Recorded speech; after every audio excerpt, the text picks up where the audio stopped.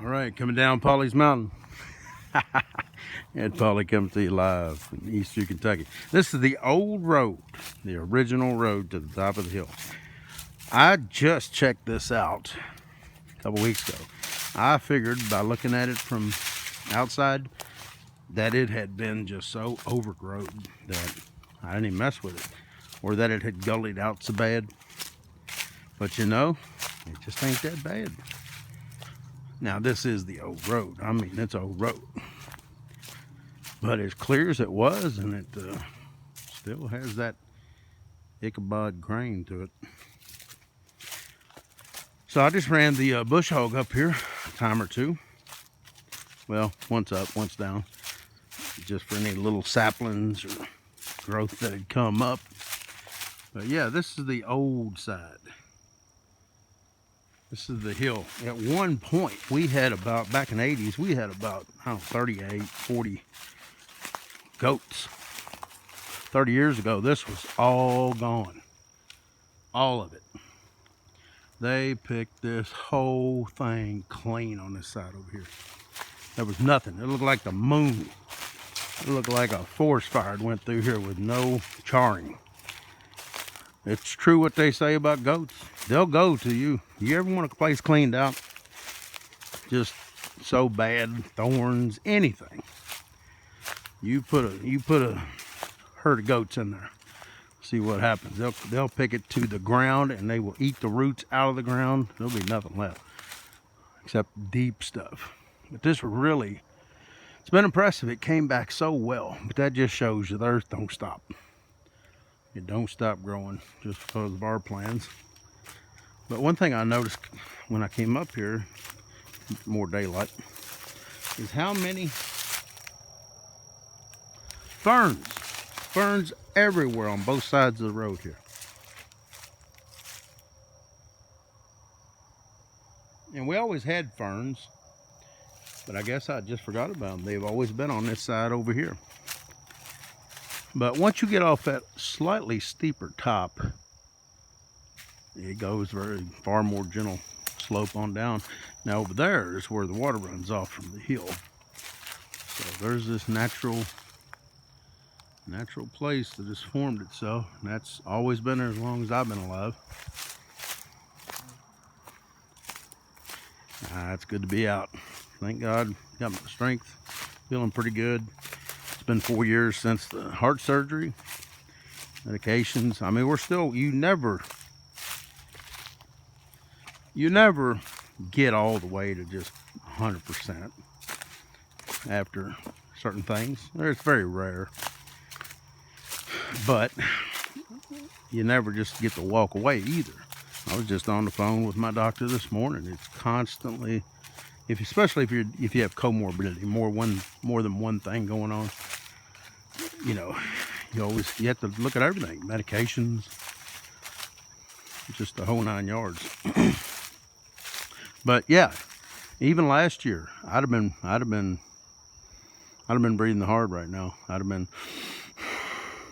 just to keep it under control.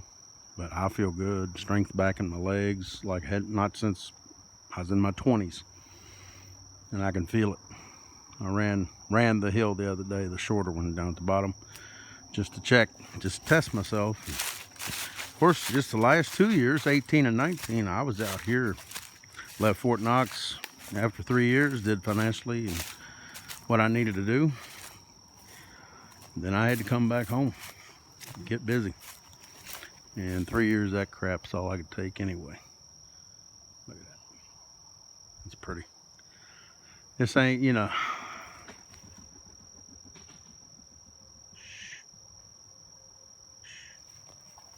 Something just big flapped.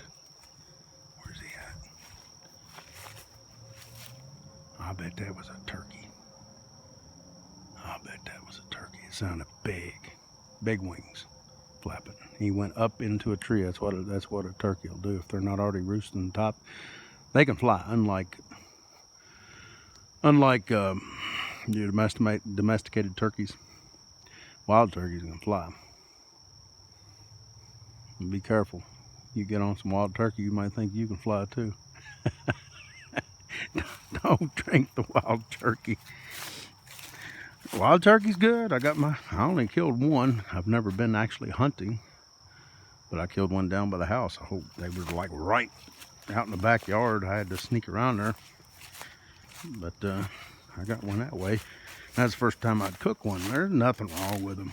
You got to prep wild game, soak it in salt water for a day, then soak it in clean water for a day. Osmosis gets that in and out of the cell. It gets that taste out of it, and it tenderizes it, and it works just fine. I do the same thing, turkey or deer. Now, I don't deal with that on rabbit or squirrel because they're a different kind of meat and they're smaller and less muscle. It's just smaller. Let's go in here for a second.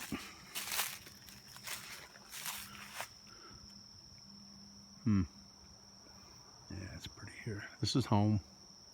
This is home, folks. This is what I grew up with. I've been to the big cities. Not that Louisville's the biggest, but lived up there for a year. About 8 months in E-Town one time. Except for New York, New Orleans, Seattle, Portland, Chicago. Those are really the only big cities I haven't been to in the United States. And I still want to. And I love visiting. Sure, there's arts and museums and plays and a lot of stuff I care about, but I'll only be staying for a while because this is home. And there's no substitute. All right, getting down to the bottom of the old road. And for blackberries, if anybody wants to go up there, I'm gonna have both roads cleared better. That way anybody can take a truck up. You're not taking a passenger car, so I'm just gonna tell you that now. But if you got a pickup truck, I got an F-150. That's all you need. Yeah, here we go. That's how we always got to the top of the road. Right there. And when you come out,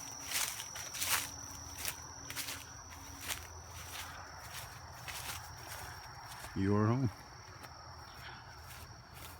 Y'all take care. This is Ed Pauly, Eastview, Kentucky.